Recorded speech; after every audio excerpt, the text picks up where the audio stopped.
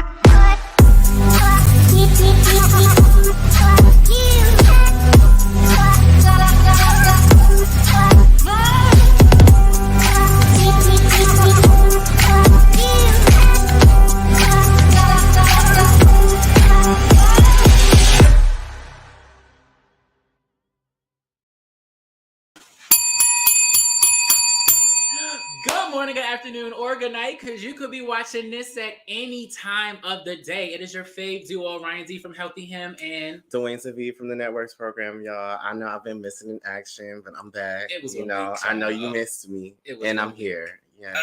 So, anyway, y'all, today is our last show of 2022. Yes. Okay, we have made it. How are you feeling about that, cause? Okay. I feel great. I feel really good about it. I mean, like, wow, we've really, the show has transformed. The set, like everything about it, like we have really come a long way, y'all. I think this is probably the best we've looked all year. Maybe. To be honest. Maybe, honestly. Set up and all. And we're kind of like matching with this was not planned. No. Round going on. Mm-hmm. Yeah, I'm gonna take this off. Right, okay, look. Yeah, get into it. You know. Get into it. Okay. But first, we want to thank Pyro Media for always, producing us so beautifully.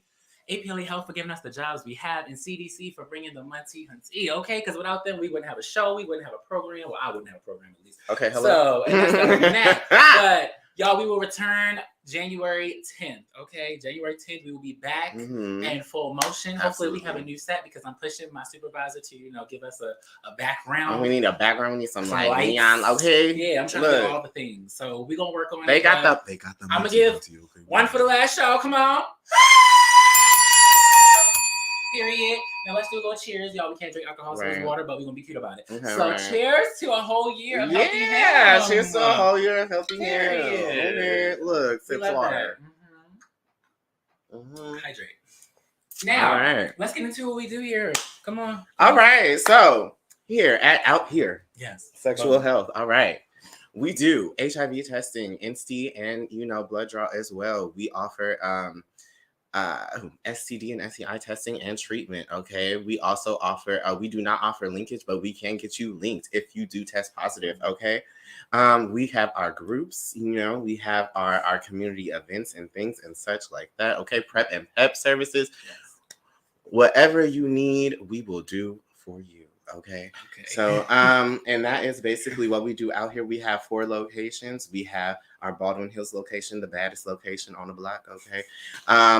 We have our CDU MLK location, which I just came from earlier today. Shout out to them as well. Very, very hospitable and things. Okay. We have our Long Beach location, and we also have our Olympic/Mid Wilshire location. So yeah, like what's going on in your neck of the woods in the Healthy Him area in the suburbs? Okay? So as the show is titled Healthy Him, that's also my program. Healthy Him focuses on Black, queer, and bisexual men, 18 to 39. So essentially, if you do the Healthy Him checklist, you get HIV testing and STI testing, you get $50 just for that. But if you get the monkeypox vaccination, the first dose and the second dose, you get another $50. So you're getting $100 total to get that full checklist. So boom, 18 to 39, Black, queer men. Wow. Now we have our group, as you said, for positive individuals, same demographic, and it's ran by my counterpart, Dion, and it's been going really good. And it's also a part of your counterpart as well, Malik. Oh yes, who y'all saw last week. Okay, yes, he was on our episode with the braids, correct. Yes, they both moderate that together essentially. So it's real cute. And what's tonight? Cute. Oh, on tonight, baby, what's going on? Oh yeah. We getting our groove on, okay? We are dancing. We have my hip hop class every Tuesday from 4:30. Ooh, Jesus. It's from 7 to 9, okay? This is the show. I like how you about to promote the show, though. Okay, look, I'm a little rusty. It's been a week, okay? It started, okay. But I thought you, anyway. I will. So yes, we have my dance class today from 7 to 9. All right. We do a little, a little kickball change, a little spin, a little dip, and some more things. And we just groove it out and have a good time. It's for all levels, all shapes and sizes, 18 and up. Okay, because you do have to sign a waiver. Okay, we don't play those games. What y'all dancing to tonight? We are dancing to "Summertime" by Flo tonight. Oh, okay. Yes, they're new, girls on the scene. Yes, and they killing it. Okay. They killing it. They bringing that. They killing it. They bringing that like early 2000s like R&B sound back, and I'm like, I'm messing with it, and I think they have. Ooh, is it Jazzy Faye? No, it's not Jazzy Faye. It's Rodney Jenkins, I think, is working with them as well. And I can't wait for that because Rodney was working with Brandy when Brandy was doing. Okay, let's stay on subject because we got. But so yes. Oh, and then we also have Men's Mountaintop every second and fourth Wednesday at our CDU MLK location. That is from 6 to 8 p.m. It is for Black and brown queer men, okay, 18 and up. We talk about all things, sexual health and things like that. We also offer our NC testing. It is incentivized. You get $25. All we got to do is prick your finger and tell you if you're positive or negative and things like that. And then, it's that simple. We get it to you either physically or electronically. What else? Am I missing anything? That sounds like it's it for y'all. Yeah, just about. Yeah, so come see me. I mean, who better to have prick your finger? I don't know. I'm screaming. On Thursdays, every Thursday, 7 to 9 p.m., we have BQT, Black Queer Talk. So we talk about everything between love, sex, relationships, and all those things. Every first Thursday, we have our Black gay therapist, Marty Sellers, love him down. He comes in and we talk about different things. We talk about traumas, conflict resolution, all the things. We sit there, cry, we power out. Mm-hmm. So they be lighting candles and stuff, y'all. It's almost like a seance, but it ain't. Child, I cannot. This week we are talking about balling on a budget. So we're gonna talk about budgeting, investing, and all the things. So everything is informational and important, and it's beautiful. So I love the title. That's cute. It is, right? I came up with it. Thanks, friend. But yeah. Now let's get into what we talk about today. You want to do that? Yeah. So today we are talking about, is it a death drop or dip? Okay. Mm-hmm. And we have, y'all may have seen him on HBO Max Legendary Season 1 winner. Okay. You may have seen him on Iggy Azalea's music videos, Jamari Amore, Mark Jacobs. Okay. My Father. Bring him on in, Kwame. Bring him in. Because the headshot is, it's something. But let's get him in here. Let's get him going so we can start this conversation. Okay.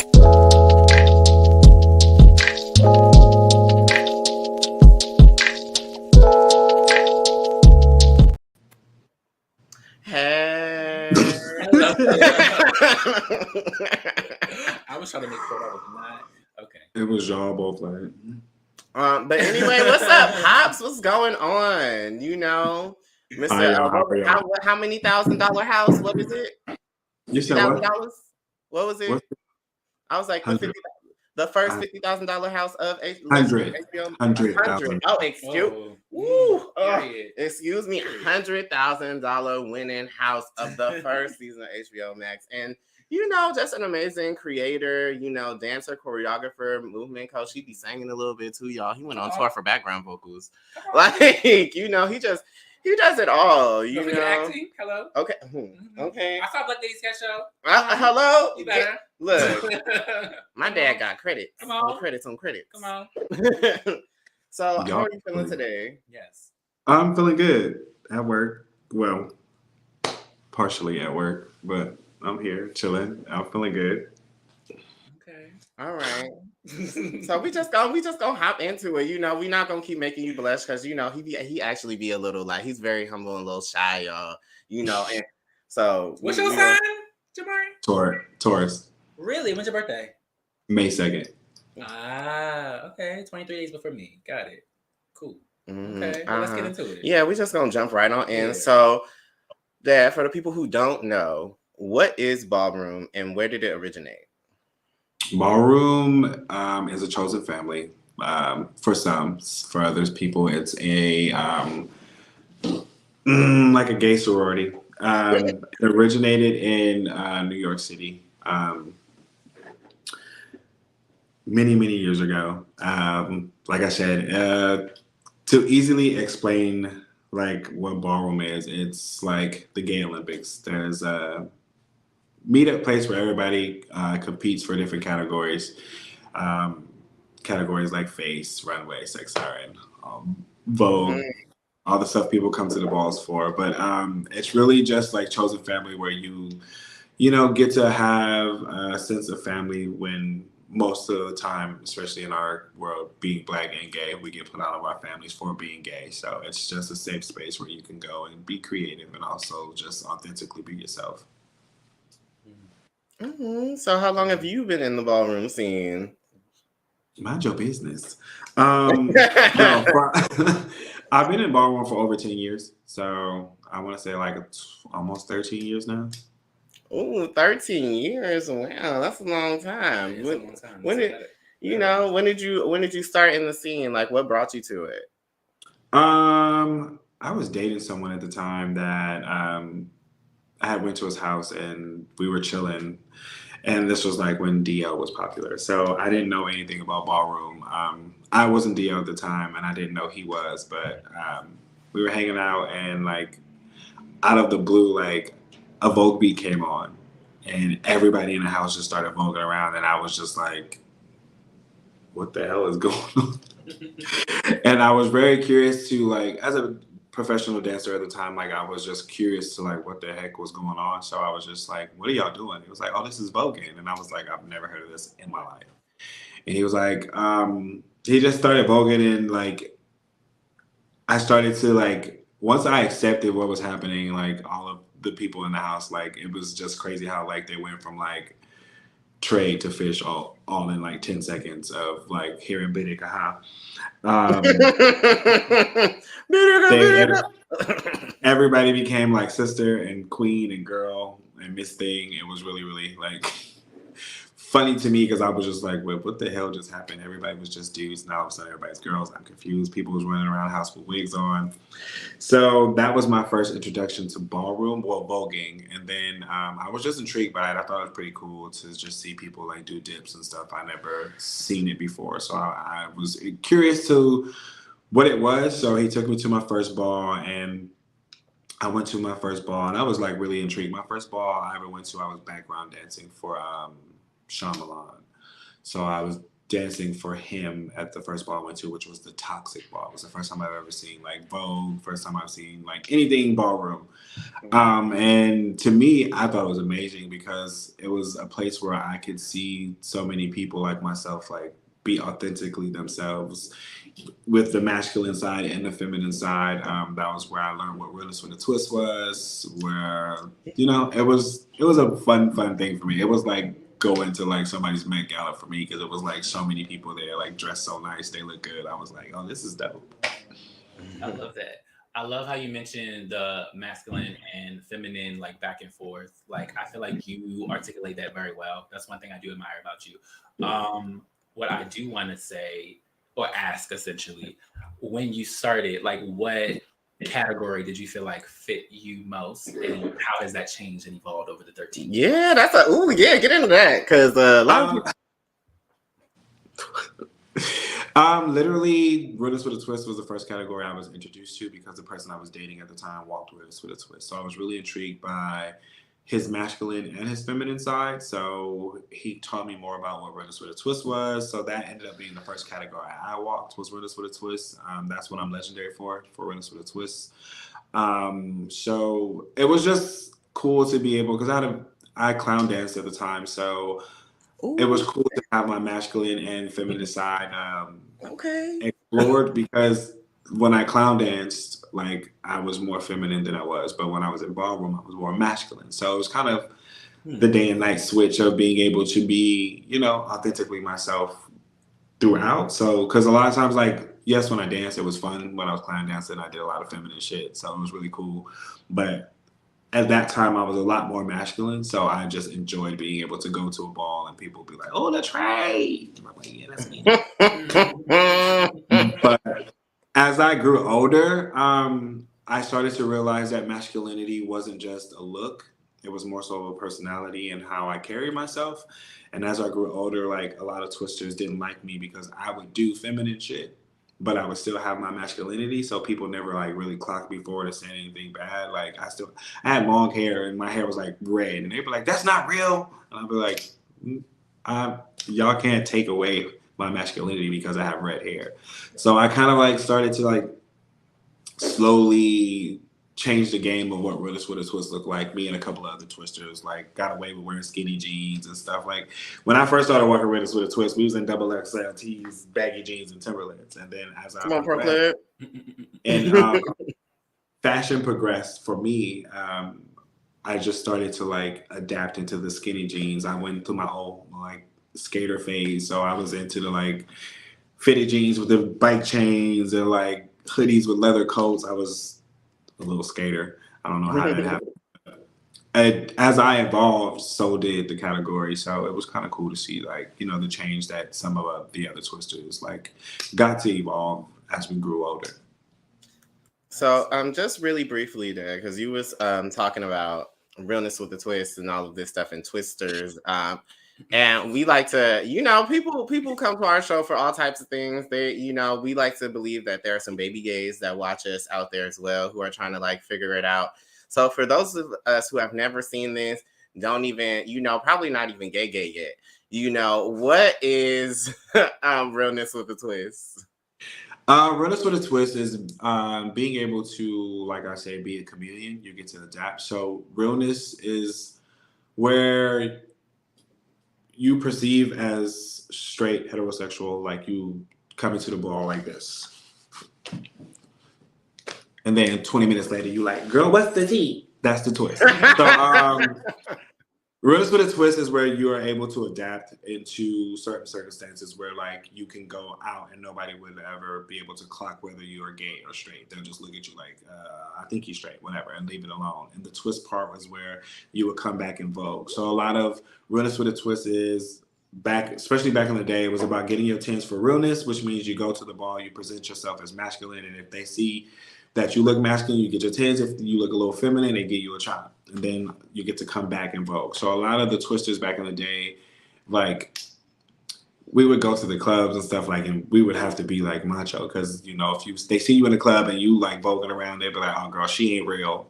So back in the day, it was hard. Like we would be in the club like, "Fuck, I want to vogue, bitch," but you couldn't let it out because you had to be the boy, you had to be the trade, so you were just sitting there. So that realness component of realness with a twist back then was like crucial. And as like I said, as we progressed, like people's demeanors became a little bit different, especially with the way fashion changed, and the twist just became a little bit more easier. So realness with a twist just was like, okay, we done with the realness part, just let them vogue. So that would be realness with a twist. What do you now like?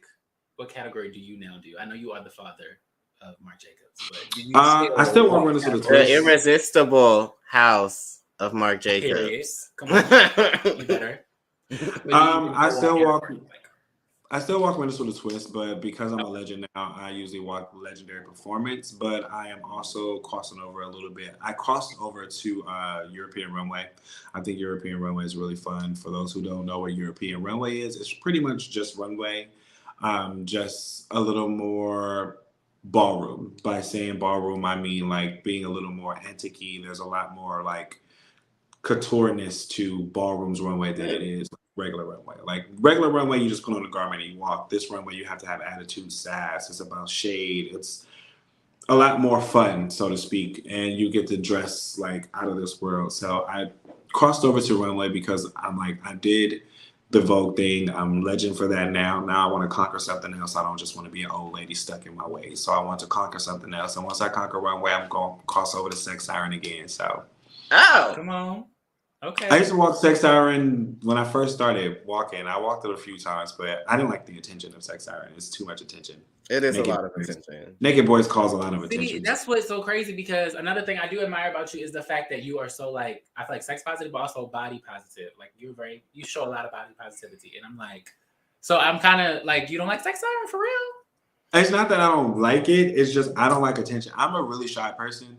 I mean, like, look like I enjoy the attention and stuff because of my Instagram and stuff like that. But I am a very shy person. Like, That's fair. when I go out to places, people are like, what's wrong with you? I'm like, nothing. I just don't know anybody here. I'm just chill. Like, so I'm a very shy person. So sex siren is just not something I like because I just don't.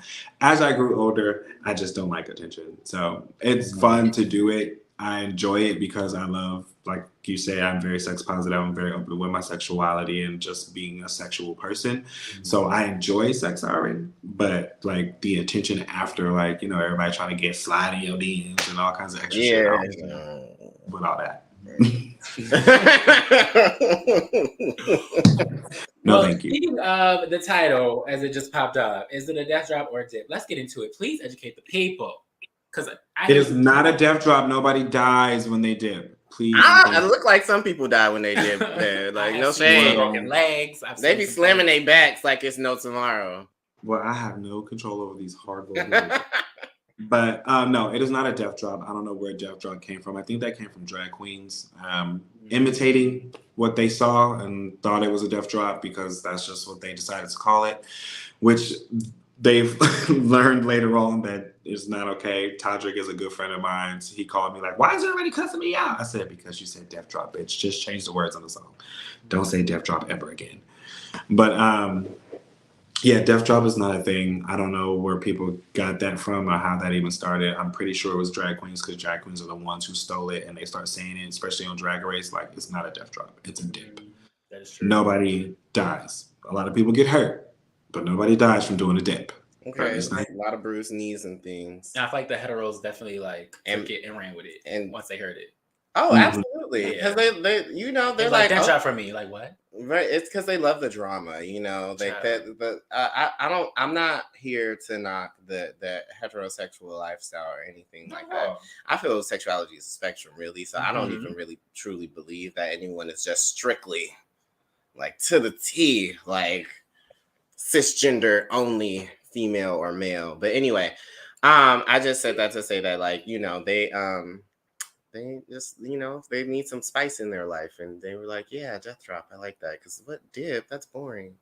I just think people they see and just say, oh, that's what it looks like. So it was just easier for them to gravitate to the word death drop. But people like Naomi and Deshawn and a lot of other like icons and stuff from the ballroom community have definitely did a. Oh no. It wouldn't be a healthy hymn show without, like, you know, something. Not something. Very much something. Very much something. I think he got a phone call probably. Maybe. Hey. Welcome back. Can you hear us? I don't think his microphone's on. I mean, hold on, because Kwame just muted you, so we're gonna unmute in a second, hopefully. Kwame. I can't read that, Joe. Coming knock on our door. My eyes can't read that. We'll be waiting for you. Can you read that? What is it? I can't read it. Oh, okay. So, Pops, you gotta unmute yourself. Oh, that's what you gotta do. Okay, got it. Hello. Okay. Speak. Can you? No. Cannot. Wow. No. Oh no. Oh no. The ghetto. Okay. Well, This is. Ooh, you kind of look good though. Don't we? Look, get it to us though. Look. Well, y'all, it is our last show, so it really wouldn't be our last show if you know, something didn't go kerflooey. A little kerflooey. Oh, interesting. Right. Yeah, that's good. Okay. Kerflooey. Yeah. Yeah. All right. I'm making up new words, y'all. So we're going to test this out real quick on y'all. Can you hear me now? That was great. All right. as you were saying, do you remember? I can't hear y'all either. You can't hear us? No. Oh, wow. Oh. Okay. Oh, wow. That's on us. I don't know. Fix it, Jesus. I can't. Can y'all hear us out there, though? Like, for those of y'all who are watching? Okay. I can't see that. Okay. You fixing it? Say you fixing it? So it's on my father's end. Yeah. Okay. He said we're good though. So he said they could. I cannot. I'm screaming. Can you hear us now? I don't think you can hear us. Can you hear us? No. No. Oh. Get him. Okay. Well, we're gonna sit here and sip on our water. Cheers. Cheers. Yes. To black. I think this is Black. Yeah. Mm. Blackness, yes. Mm-hmm. First off. You know, they say what? I can hear y'all. Period. Come on. Okay, and we can hear you too. I know that's right. Come on. All right, so they say that I was about to say they say that Ballroom was built off of shade, but what is shade? Okay, and why do they say that Ballroom is built off of that and not like the dips and the voguing and the things and the I mean, it's not necessarily built off shade. It was just something that was created. Shade came from, first of all, Crystal of Asia, and all of that stuff. Like just reading and shade was just a part of Ballroom because it was a safe space for us to be able to talk shit to each other and be okay with that. And I think as years passed, like people just started to just gravitate to the reading and the shade. I mean, but a lot of us, as friends, little banter back and forth was fun. Right. So I guess I wouldn't say it started. It didn't start Ballroom, but it most definitely was like a part of Ballroom for sure. Okay. So let's get into houses. First off, how are they created and who usually forms them? Because I feel like a lot of people don't know and they think they can just go out and create their own house. And it's like, you're not even in Ballroom scene. How are you going to do that? So let's get into it. At this day and age, because now Ballroom has been, put on television to where people feel like they can create their own house. Mm-hmm. A lot of people do. Will that house be validated in Ballroom? Probably not. Exactly. But anybody can start a house. It doesn't take much to start a house. You come up with a cute name and it works. Starting a house is not easy, especially if you're not in Ballroom, because no one's going to want to follow you. If you're not in Ballroom, they're not going to really care. If that was the case, anybody could have made a house. But I feel like houses are just, like I said earlier, like gay fraternities. It's a place where you have leadership, the mother and the father, or some houses only have single parents. But it's the family orientation for me that makes me be a part of Ballroom. It's the family part of a house that makes me enjoy Ballroom. To some people, if you go into Ballroom, like they'll tell you like this is not a house for that. If you want a family, go to another house. And then there are some houses that will tell you like if you just want a ballroom, if you just want to walk balls, this ain't the house for you. So it goes hand in hand. Majority of the time, for me and my house is most definitely a family first. Ballroom is actually. And what house is this? The Irresistible House of Mark Jacobs. Okay, period. Okay. Mm-hmm. But for my house, it's mainly about family. Ballroom is extracurricular. I want to make sure that everybody in my house, have jobs, have a great side hustle, however they maintain is in the forefront, and then Ballroom is secondary. That way, when you lose and you don't win the money, you're not going crazy because you already got a job. You can go home, get some rest, get ready for work the next day. Majority of people in Ballroom don't have that luxury of being able to be in a house and have a job. And not saying that that's a bad thing. Your side hustles are side hustles, but majority of the time in Ballroom, people don't really have jobs. They like fast money because they like to be able to travel and do things on their own. So it's not like they can't get a job. Some people just don't want a job. Some people turn to sex work because it's easier, it's faster, and you can travel a lot more. People don't like having restrictions. So it's not like, again, I'm not knocking anyone for what they do for work. It's flexible. But I'm saying it's a flexible thing. It's easier for certain people, and certain people who have been doing it for years, like, enjoy it. Some people, that's their way of living. And again, not knocking anyone, that's how that works. But for me, like, to me in my house, sex work, I don't say, like, I don't condone it. Sex work is sex works. How you make your money It's work. Money, but it should not be your main source of income for me. Side hustle. You travel, go make your money, do your thing, go back to work when you're done type situation for me. That's how I feel. For my house and my kids, like I say, I don't care if they do sex work. I'm very sex positive. Do your thing, get your money. Be smart about it. Don't be frugal with your money and shit like that. But my house is like in the world of just like, I want to create something for my house that I didn't get out of other houses I was in. Like, opportunities for commercials, opportunities for agencies. Like, with the kids, I just got them headshots so that they can start, shopping themselves for whatever it is they want to do in the entertainment field, be it modeling, dancing, acting, singing, just preparing them for that part of entertainment, because the way houses and Ballroom is being portrayed now, like, anybody can be snatched from a house and put on a TV show. So I want to prepare for that type of stuff. So that is really what I'm trying to do in my house, is prepare them for life, not just entertainment world, but just business life. If they want a 9-to-5, we got people in the house that can teach them how to manage their money, how to get keep their credit up and stuff like that. I love that. That's dope. As a house parent. Wait. We need to cut to commercial break real quick, but I'm gonna get back to that. That was a great ending, Pop. So thank you, and we'll be right back after these short messages.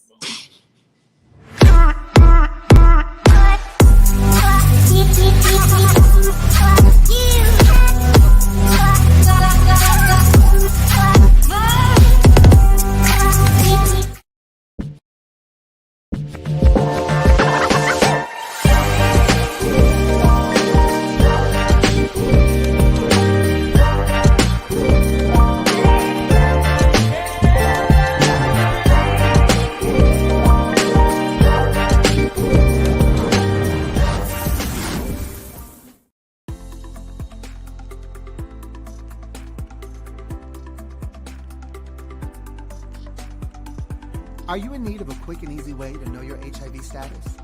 Swab and Chill is a discreet way to learn your status in the comfort of your own home. The process gives you results in 20 minutes. Swab the upper gums, swab the lower gums, and voila! Simply follow the colorful step-by-step instructions located inside the kit. Or call APLA and we can assist you virtually. In addition, all kits include condoms and lube for that penetrative fun. For our trans clients, we have Swab and Chill Plus, a customizable kit for trans-specific needs. And we haven't forgotten about COVID either. All kits include personal protection gear, like face masks, comfortable yet stylish. A personal touch tool for dealing with those germ-infested handles and ATM keypads. Wet wipes for those little messes that need cleaning up. Also, keep that summer body protected with Swab and Chill sunscreen. And don't forget about our fanny packs for those quick trips to the store. All this can be yours. Simply call Swab and Chill at 323-329-9713 or email us at swabandchill@apla.org. We would love for you to be part of our Swab and Chill family. Come Swab and Chill with us!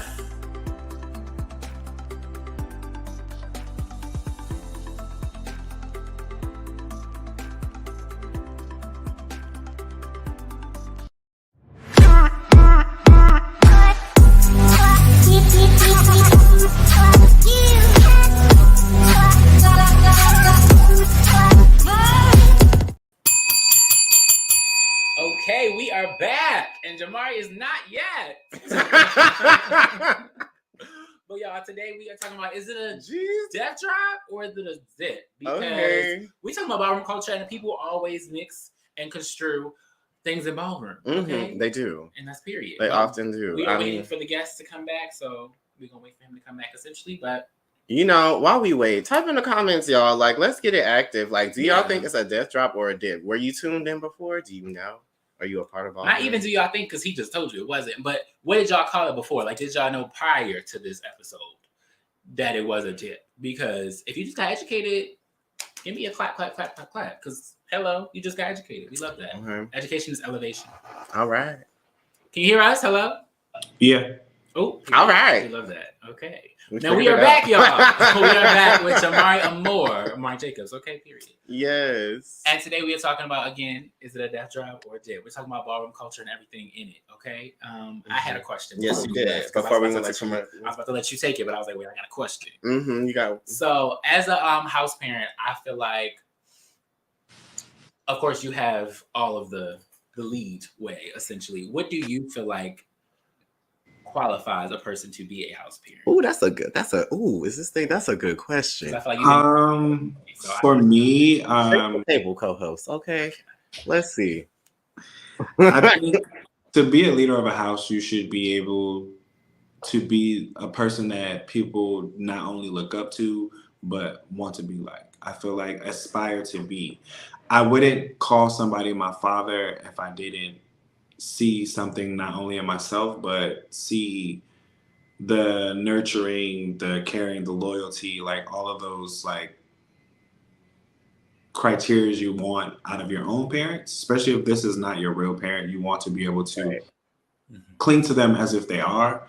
So I just feel like all parents should have, like, if you can't call onto this person that you call parent, you can't call at 5 a.m. and tell them your deepest, darkest secrets, and don't call them your parent. I would never call anybody my father that I can't call and tell them that I just broke up with my boyfriend or I just got put out of my house. Can I come stay with you? And trust the fact that this is something that I talk to them in confidence that it will stay that way. Even if they got upset with me, they would never dish my tea. So I just feel like, having someone in a mental state of an adult that will treat you like an adult, talk to you like an adult, and not only understand that this is a chosen thing, but somebody that is mentally capable enough to sustain like your happiness, not only yours but theirs. That's a good one. I would just like to add, as a child of Jamari's, that he is not only, saying that he actually walks the walk. As you mentioned earlier, he is very nurturing, very caring, very, trustworthy, reliable. And honestly, what y'all also don't get to see outside of all the sexy and things, if y'all go to his Instagram, okay. He's just a big ass kid. Ooh, we have a disclaimer. He's just a big ass kid, he loves to have fun. We both enjoy Mickey Mouse. It's just he's more than just a dad. He's not just gonna be like he's the type of parent that's gonna push you and be like, tag your it and run.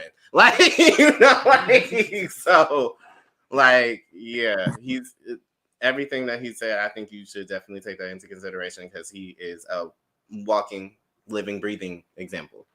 I just think especially nowadays, the glitz and glam of ballroom has been put in the forefront. So people look at people and be like, oh my God, I want him to be my dad and don't even know this person. Or I want her to be my mother and don't know this person. And I feel like, sometimes you are going to meet people that you just immediately click and you become, close to, and you want them to be your parent. But I always tell people I don't want my kids to choose me. I want to choose my kids. I don't think the child should pick their parent, because majority of the time they're picking parents that they see.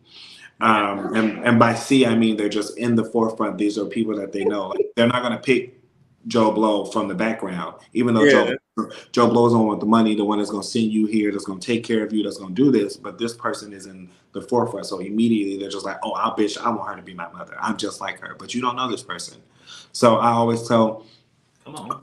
I get a lot of kids that come to me and they're like, oh, can you be my father? And I'm like, Not because I don't like you or I don't know, I don't want you to be my child. I just want you to have a relationship with me. Don't come to me because I'm Jamari Balmain from Legendary.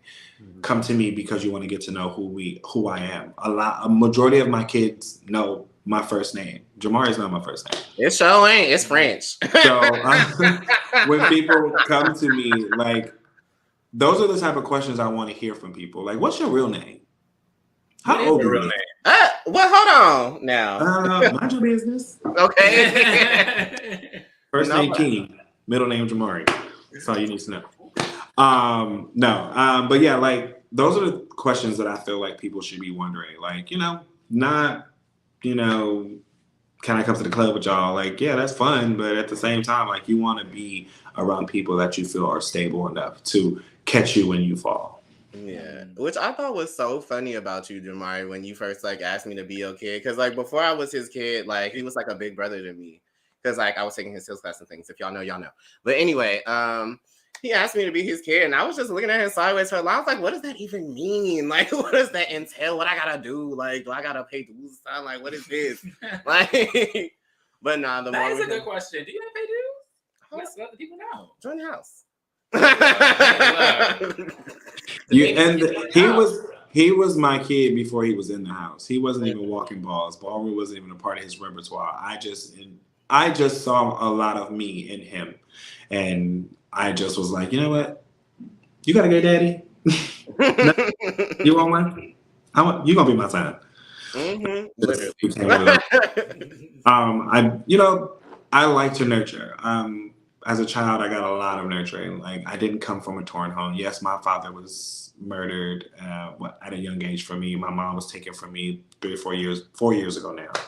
And I did not come from a broken home. I didn't have bad problems. I didn't come out to my family and get put out like typical black man story. I don't have those stories. I was very spoiled. I got everything I wanted all the way until now. I'm still spoiled. I spoil myself. So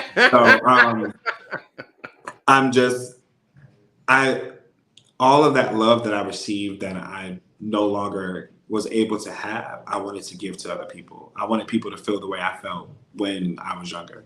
So I think me being a house father and starting my own house, at first I was like, when they asked me to be a father, I was like, no, I'm not ready for that. Hell no. I don't even have no gay kids. I'm good. I'm going to just stick to where I'm at. Then I became a father and I was like, you know what? This isn't half that bad.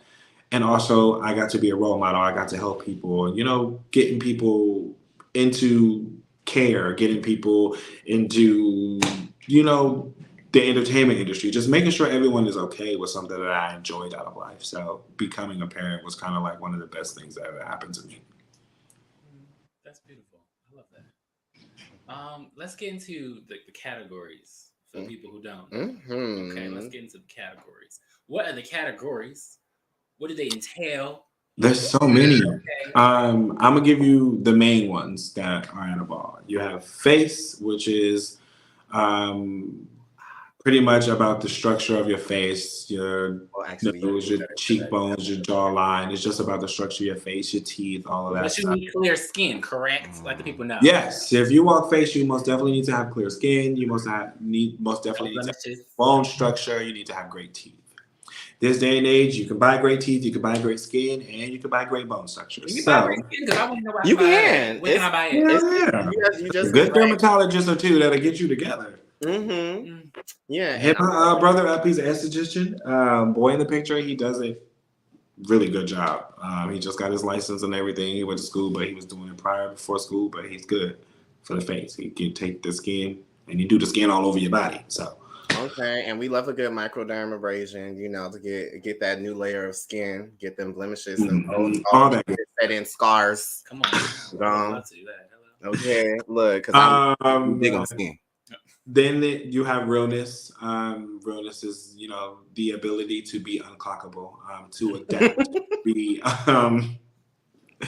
I like to call it the chameleon category. So you should be able to adapt in any circumstances. So realness. You have different types of realness: schoolboy, pretty boy. You have femme queen. You have drag realness. You have executive realness. So any type of heterosexual title that you can see, like a thug, a businessman, a businesswoman, those heteronormative, like, I guess, figures is what realness is portraying. So you get to be those. And I'm not even get to be, because some of the people that are in Ballroom are actually CEOs, or actually doctors, or actually, football players, or actual thugs. So, Or actual thugs, though. Like, for dead real. ass. So, yeah. Jesus. Then you have sex siren, which is more of the sex siren, the more sexier category. It's about being sexy and how to hone into your sex appeal without, for me, and I don't think sex siren requires dancing. I think a lot of people feel like you got to dance or twerk to be a sex siren. To me, if you can sell sex by standing there, like, you know how you see somebody from across the room and you be like, damn, that nigga fine. He not doing nothing. Right. That's, to me, a sex siren. You are screaming sex. That sex and siren are two things. You gotta have sell sex. You gotta be able to scream it too. So to me, I feel like that is what sex siren is about. So being able to just allure people and make them like, want to either. So you got one or two things, top or the bottom. You figure out which one you want to sell and you sell it. absolutely. Then you have runway. You have different types of runway. You have female figure, you have all American, and then you have European.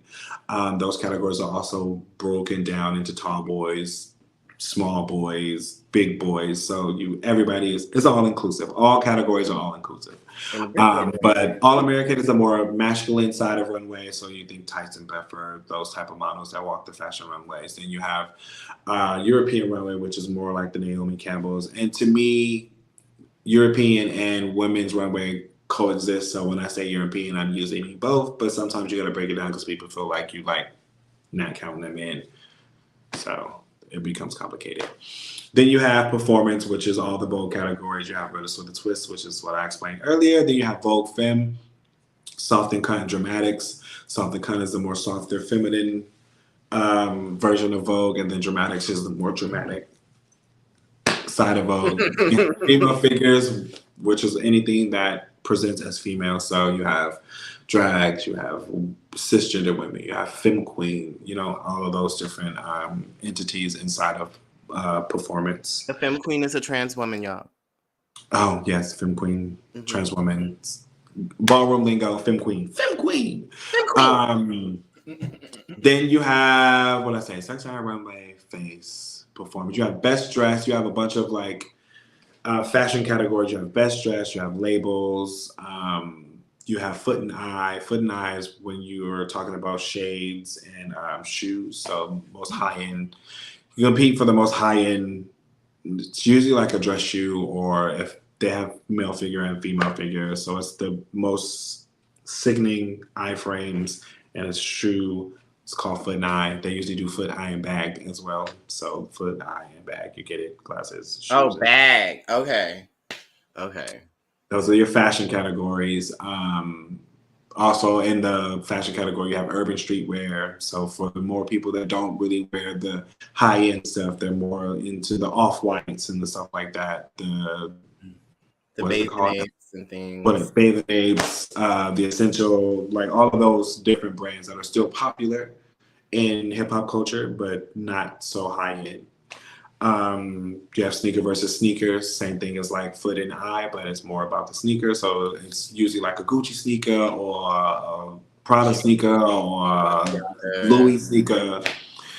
Those are pretty much the fashion categories. Then bazaar, which is always it's self-explanatory. The word bazaar means out of this world. So it's always a category where like you see things and it's like really weird and you're like, what the fuck is that? So I've watched somebody like come on as like an alien and they crouched down and like stood up and then like a little robot baby fell out of them. So it was really dope as hell, but it was still weird as hell as well. Very bizarre, as the category calls for. Very bizarre.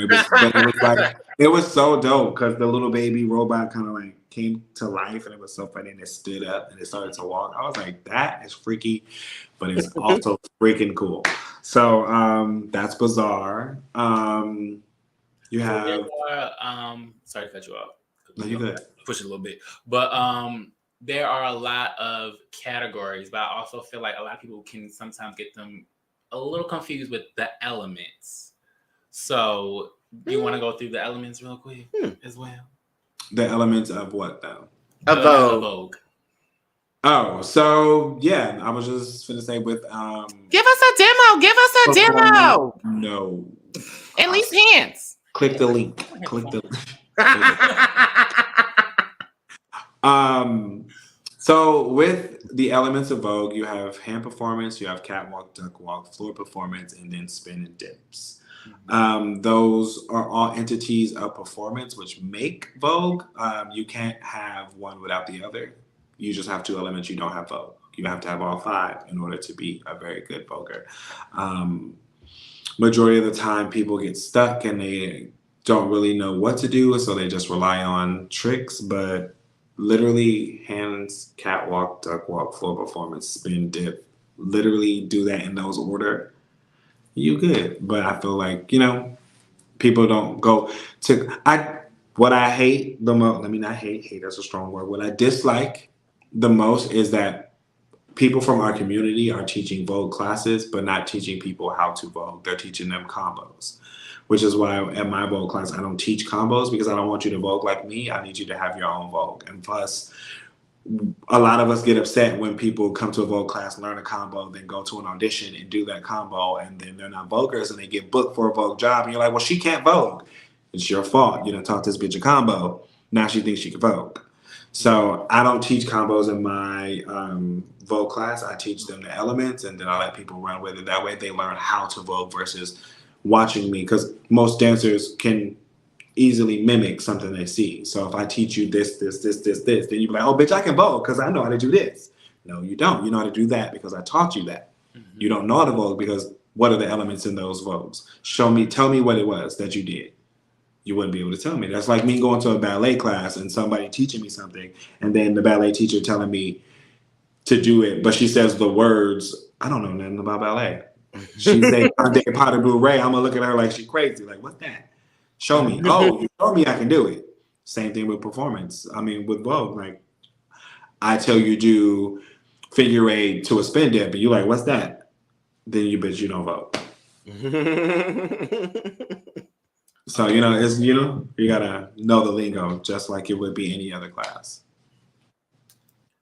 So, Leomi made this very apparent in the last season of Legendary. Nogging. Oh, yes, there's a lot of noggers. Yes, let's get into nogging. Yeah, Nogging versus nogging. What is the difference between the two? Nogging is what I was pretty much just explaining. People that come to class and like try to Vogue and don't really know what they're doing. That's not Voguing, so we call it nogging. Not Voguing, nogging. You're a nogger because you don't Vogue. But it's just literally people that mimic what we do and try to do it. Like, when people be like, like a lot of those memes coming out after Legendary had started, it was like me after watching Vogue, and they like, those are noggers. Like, you see something, it's like monkey see, monkey do. You see something, you're like, oh, I can do that. It's so sad. I mean, it's cute, kinda, but it's not when they try to pass it off as like actual Vogue. Like, it's cute to see like the excitement and the the passion, curiosity. Yes. Curiosity. Yeah. But like, just don't. Just know your role. Just don't be going. Me, Carlos, Pac Rat, Deshaun, I forget where we went. We went somewhere and there was a Vogue audition. And it was so many dancers that did not Vogue. And it was so funny. And we was like looking at each other like, I know these motherfuckers is not in this audition trying to Vogue for this audition. Like, really trying to take our spots. Like, and none of y'all Vogue. Half of y'all don't come to our class. So we let them all go up first. And then we started to Vogue, and then the room went nuts. And then I was the last person, and I was like, and this is what Vogue is. And I left the audition. I didn't even care to book. I did book it, but that's just one of those things where, you have to kind of like, sometimes you have to do that, especially for us, because so many things have been taken from ballroom culture. And now that we have become from underground to above ground, people now see what we do and even more pluck from it and try to take things and you catch all these celebrities now popping up at balls, and then next thing you know, they got Vogue in their videos. Beyonce's whole damn album is pretty much Vogue shit. So it's like, it's not, I'm not saying that it's a bad thing, but it's also not an amazing thing because we don't get the recognition for those things. That's very true. But speaking of Beyonce's album and a renaissance, okay? So we, for most of us who watch our show, we know we are about sexual health, okay? And so if you know even a tidbit about Ballroom, you also know that during the 80s and 90s, the HIV epidemic started to, come arise and really start to shake not only the LGBT community, but the Ballroom community as well. So how has that changed? Like, how is sexual health viewed in the Ballroom community today? I think it's been a lot more visible, especially because a lot of the organizations that donate money are always visible at balls. I still think, it's still hard to try to destigmatize, people's sexual beings because people are always going to try to feel a certain type of way about what people do. I feel it's 10 times more visible than it used to be back in the day. I mean, a lot of times it felt like they were throwing it in our faces, like, here, use a condom, versus, like promoting positive sex lives. I think they weren't really promoting it. They were like, it was one of those like dare things. Don't do drugs. Drugs are bad for you. Versus saying, you know what, if you're going to have sex, wrap it up. And I feel like we've been able to change the narrative of that. So a lot of us are very sex positive. So we don't really, do the sex shaming. So now it's a lot more fluid where people, especially like I work at a nonprofit, you guys work at a nonprofit, you guys know that like we try to be a positive light about sex. And so now it's more so a lot easier. I think the stigma is more so what we need to try to start getting rid of because now everybody's having sex. They don't care. We just give them condoms and lube and tell them go about your way. Right. Now for me, I feel like it's about breaking down the stigma. And I think that's the hardest part because people are always going to somewhat in the back of their head have a way about STIs and HIV and STDs and stuff like that. So it's, like I say, it's a lot better, but there's still a lot more work to do. Absolutely. Definitely. So what do you feel like are some misconceptions of Ballroom?